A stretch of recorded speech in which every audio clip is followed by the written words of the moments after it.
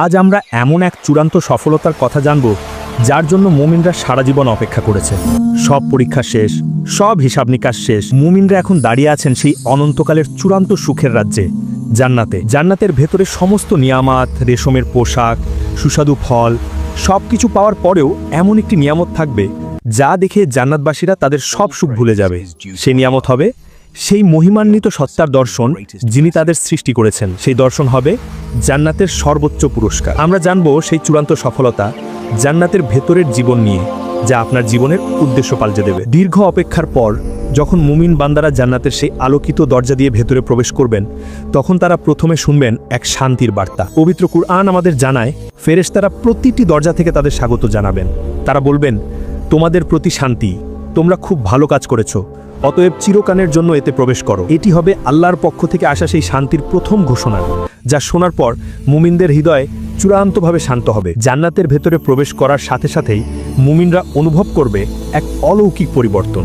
তাদের সমস্ত ক্লান্তি, দুশ্চিন্তা এবং দুনিয়ার জীবনের সমস্ত দুঃখ কষ্ট দূর হয়ে যাবে। হাদিস আমাদের জানায়, জান্নাতে প্রবেশের পর মানুষের বয়স হবে 30 বা 33 বছর, যা তারুণ্যের সবচেয়ে সুন্দর বয়স। তাদের দৈহিক আকৃতি হবে সুঠাম ও সুন্দর, যার উচ্চতা হবে আদম আলাইহিস সালামের মতো সুঠাম ও বিশাল। তাদের মুখমণ্ডল থেকে এমন এক জ্যোতি বের হতে থাকবে যা দেখে মনে হবে পূর্ণিমার চাঁদ। জান্নাতের ভেতরের জীবন শুরু হওয়ার সাথে সাথেই মুমিনরা চূড়ান্তভাবে এক অমরত্ব লাভ করবেন। এর মানে হলো জান্নাতে আর কোনো মৃত্যু নেই, আর কোনো রোগ নেই, কোনো বার্ধক্য নেই। রাসূলুল্লাহ সাল্লাল্লাহু আলাইহি ওয়াসাল্লাম বলেছেন, তোমরা চিরকাল থাকবে, তোমাদের আর কখনো মৃত্যু হবে না। তোমরা চিরকাল সুস্থ থাকবে, কখনো অসুস্থ হবে না। তোমরা চিরকাল তরুণ থাকবে, কখনো বৃদ্ধ হবে না। তোমরা চিরকাল সুখে থাকবে, কখনো দুঃখী হবে না। জান্নাতে প্রবেশ করার পর মুমিনরা সেখানে কোনো ধরনের ক্লান্তি অনুভব করবেন না। তারা সেখানে প্রস্রাব করবেন না, পায়খানা করবেন না, থুতু ফেলবেন না। তাদের শরীরের সমস্ত বর্জ্য পদার্থ সুগন্ধময় কস্তুরীর মতো ঘামের মাধ্যমে বেরিয়ে যাবে। তাদের চিরকালের জন্য এমন এক অমর দেহ দেওয়া হবে যা কোনোভাবেই ক্ষতিগ্রস্ত হবে না। তাদের পোশাক হবে সবচেয়ে উত্তম রেশম এবং অলংকার হবে সোনা ও মুক্তার। জান্নাতবাসীদের জন্য আল্লাহ তাআলা প্রথম যে খাবারটির ব্যবস্থা করবেন তা হবে এক বিশেষ ধরনের আপ্যায়ন। হাদিসে এসেছে, জান্নাতবাসীদের প্রথম খাবার হবে মাছের কলিজার ভুনা। এটি হলো আল্লাহর পক্ষ থেকে এক বিশেষ খাবার। এই খাবার হবে অত্যন্ত সুস্বাদু ও সুগন্ধময়। এই প্রথম খাবারটি খাওয়ার পর মুমিন বান্দারা তৃপ্ত হবেন, কিন্তু তাদের ক্ষুধার্ত হওয়ার কোনো ভয় থাকবে না। জান্নাতের সমস্ত ফল, সমস্ত খাবার তাদের জন্য প্রস্তুত থাকবে। জান্নাতের প্রতিটি খাদ্যই হবে সুস্বাদু এবং এর কোনো শেষ থাকবে না। যখনই তারা কোনো ফল খাবেন, সেই ফলটি আবার সাথে সাথে সেই জায়গায় তৈরি হয়ে যাবে। পবিত্র কুরআন আমাদের জানায়, জান্নাতবাসীরা সেখানে এমন ফল ফলাদি পাবে যা তারা দুনিয়াতে দেখলেও তার স্বাদ হবে সম্পূর্ণ ভিন্ন। জান্নাতের ভেতরে মুমিনদের জীবনের সবচেয়ে বড় স্বস্তি আসবে একটি ঘোষণার পর। জাহান্নামের ভয় থেকে তারা চূড়ান্ত মুক্তি পাবেন। রাসূলুল্লাহ সাল্লাল্লাহু আলাইহি ওয়াসাল্লাম বলেছেন, মৃত্যুকে একটি ভেড়ার রূপে নিয়ে আসা হবে, এরপর জান্নাত ও জাহান্নামের মাঝখানে তাকে জবাহ করা হবে। অর্থাৎ জান্নাত ও জাহান্নামের মাঝখানে চূড়ান্তভাবে ঘোষণা করা হবে যে মৃত্যুরও মৃত্যু হলো। এই ঘোষণার পর জান্নাতবাসীরা জানবে যে তাদের এই সুখের জীবন আর কখনোই শেষ হবে না। মুমিনদের জন্য এটি হবে সবচেয়ে বড় স্বস্তি, যার পর তারা আর কোনো দুশ্চিন্তা ছাড়াই অনন্তকালের সুখ ভোগ করতে থাকবে। এখানে মুমিনদের জন্য আল্লাহ তাআলা যে জীবন প্রস্তুত করে রেখেছেন তা আমাদের পৃথিবীর কোনো কিছুর সাথে তুলনীয় নয়। এটি কেবল সুখের স্থান নয়, এটি এমন এক বিলাসের স্থান যা কল্পনার বাইরে। জান্নাতবাসীদের বাসস্থান হবে এমন সব প্রাসাদ যা পৃথিবী থেকে কল্পনাও করা অসম্ভব। এই প্রাসাদগুলো তৈরি হবে সোনার ইট ও রূপার ইট দিয়ে। এই ইটগুলোর ফাঁকে ফাঁকে এমন সুগন্ধময় কস্তুরী ব্যবহার করা হবে যা থেকে অনবরত মিষ্টি সুগন্ধ ছড়িয়ে পড়বে। কিছু জান্নাতবাসী পাবেন এমন বিশেষ প্রাসাদ যা তৈরি হবে মুক্তা দিয়ে। এই মুক্তাগুলো হবে ফাঁকা এবং এর ভেতরের অংশ হবে মুক্তার বাইরের অংশ থেকেও বেশি উজ্জ্বল। পবিত্র কুরআনের মধ্যে বর্ণিত, আল্লাহ কিছু মুমিনদের জন্য এমন প্রাসাদ প্রস্তুত করে রেখেছেন যা হবে সম্পূর্ণভাবে স্বচ্ছ। এর বাইরে থেকে ভিতরটা দেখা যাবে এবং ভিতর থেকে বাইরের সমস্ত সৌন্দর্য উপভোগ করা যাবে। এই প্রাসাদগুলোর প্রতিটি ঘরেই থাকবে সীমাহীন নিয়ামত, যা শুধুমাত্র আল্লাহর নেক বান্দারাই ভোগ করবেন। জান্নাতবাসীদের পোশাক হবে সেই জীবনের যোগ্য। তাদের আর দুনিয়ার তুচ্ছ কাপড় পরতে হবে না। তাদের পোশাক হবে সবচেয়ে উত্তম রেশম দিয়ে তৈরি। এই পোশাক হবে এমনও মসৃণ ও কোমল যা বর্ণনায় আনা কঠিন। পোশাকের সাথে সাথে তাদের অলংকারও হবে অতুলনীয়। তাদের হাতে পরানো হবে সোনার চুড়ি, মুক্তার মালা এবং মূল্যবান রত্নখচিত অলংকার। এই অলংকারগুলো শুধু সৌন্দর্যের জন্য নয়, বরং আল্লাহর পক্ষ থেকে দেওয়া এক বিশেষ সম্মান। তাদের মাথার মুকুট থেকে পায়ের নখ পর্যন্ত সমস্ত অলংকার এমনভাবে সুসজ্জিত থাকবে যে তাদের চেহারা আরও উজ্জ্বল হয়ে উঠবে। জান্নাতের ভেতরের পরিবেশ, আলো ও আবহাওয়া হবে চূড়ান্ত শান্তির প্রতীক। জান্নাতে কোনো সূর্য বা চন্দ্রের আলো থাকবে না। পবিত্র হাদিস আমাদের জানায় জান্নাতের সমস্ত আলো আসবে আল্লাহর আরশ থেকে। সেখানে সব সময় এক সুন্দর ও মনোকারা আলো থাকবে, যেখানে কোনো অন্ধকার নেই, কোনো গরম নেই, কোনো ঠান্ডা নেই। জান্নাতের সমস্ত আবহাওয়া হবে সব সময় আরামদায়ক। সেখানে কোনো ধুলাবালি নেই, কোনো নোংরামি নেই, কোনো কষ্ট নেই। জান্নাতের প্রতিটি প্রাসাদেই থাকবে এমন সব নদী যা প্রবাহিত হবে আল্লাহর নির্দেশে। কুরআনে 4টি প্রধান নদীর কথা বলা হয়েছে: পানির নদী, দুধের নদী, মধুর নদী এবং মদের নদী। এই মদ দুনিয়ার মদের মতো নয়।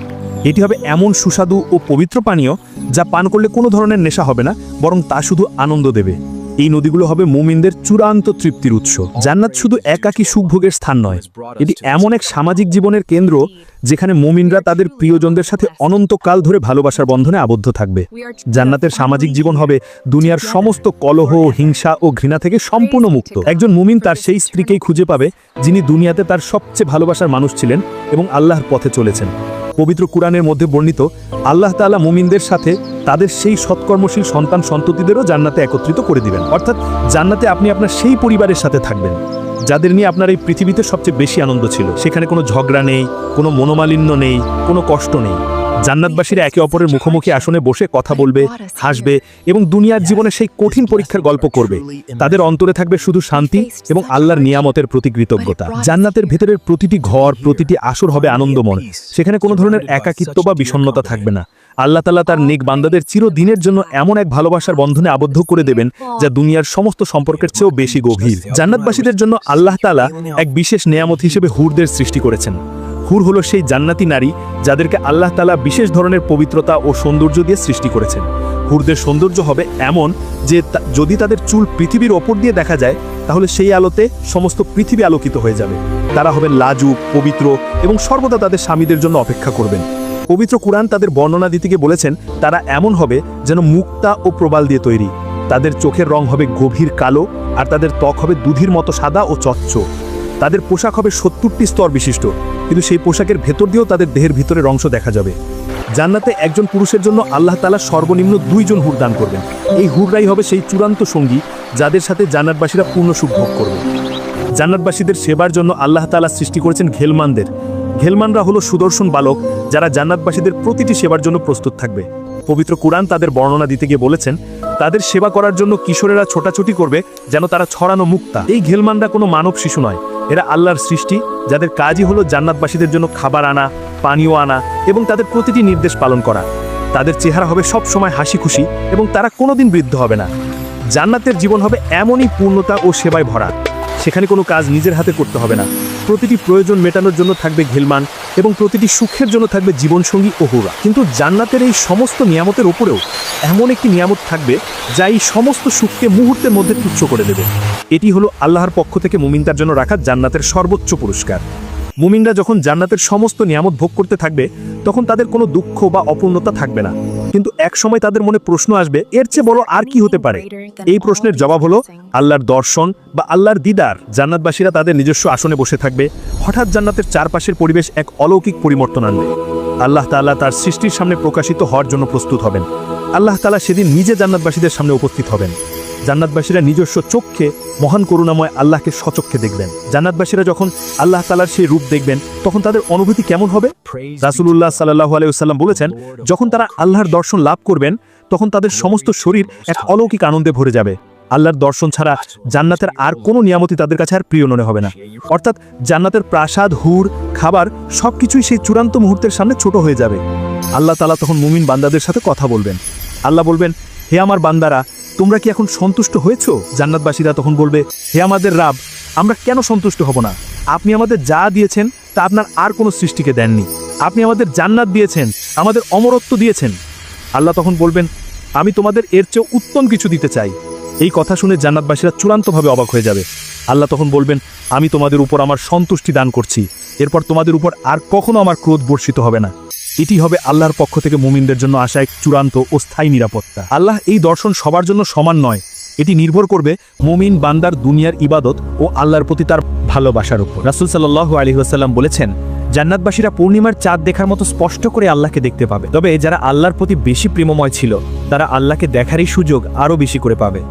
এই দর্শনই হলো জান্নাতের এমন পুরস্কার যা পাওয়ার জন্য মুমিনরা দুনিয়ার সমস্ত কষ্ট সহ্য করেছিল। জান্নাতে একটি বিশেষ স্থান থাকবে যাকে বলা হয় জান্নাতের বাজার। এই বাজার দুনিয়ার বাজারের মতো কেনা বেচার স্থান নয়, এটি হবে এমন এক স্থান যেখানে মানুষজন একত্রিত হবে এবং সেখানে এক অলৌকিক বাতাস প্রবাহিত হবে।